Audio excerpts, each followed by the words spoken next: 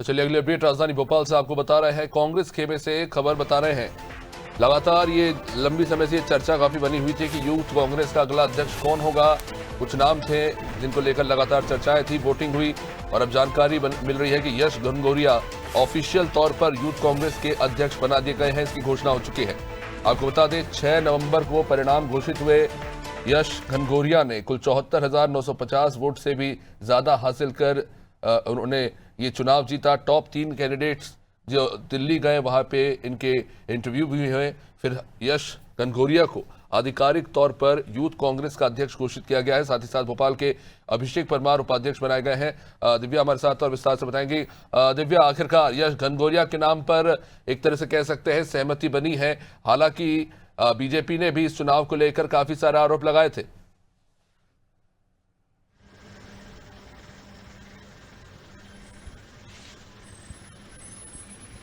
जी बिल्कुल अभिषेक, ये जो युवा कांग्रेस, मध्य प्रदेश युवा कांग्रेस के जो चुनाव हुए थे, भले ही कांग्रेस ने दावा किया था कि इस पूरे चुनाव प्रक्रिया में पारदर्शिता रखी गई है, लेकिन भाजपा ने इस पर जरूर आरोप लगाया कि जिस तरह से राहुल गांधी वोट चोरी का आरोप बीजेपी सरकार पर लगाते रहते हैं हमेशा, और इसी तरह ये जो चुनाव हुए हैं इसमें वोट चोरी हुई है। क्योंकि जो यश घनघोरिया है, मैं बताना चाहूंगी विधायक लखन घनघोरिया के बेटे हैं, और इस पूरी चुनाव प्रक्रिया को इस तरह से जिस तरह से किया गया था कि पहले सदस्य बनाए गए थे, फिर उनकी स्क्रूटनी की गई थी सदस्यों की। 15 लाख करीब सदस्य बने थे अभिषेक इस पूरे चुनाव के लिए।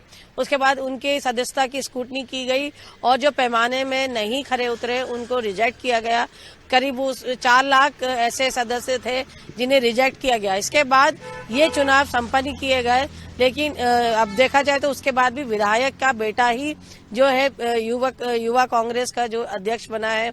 और इसके पहले कुछ दिन पहले अभी हाल ही में जो विश्वास सारंग है भाजपा विधायकों ने आरोप लगाया था कि ये पारदर्शिता सिर्फ नाम की है और कहीं ना कहीं वोट चोरी हुई है, इसमें भी फर्जीवाड़ा हुआ है।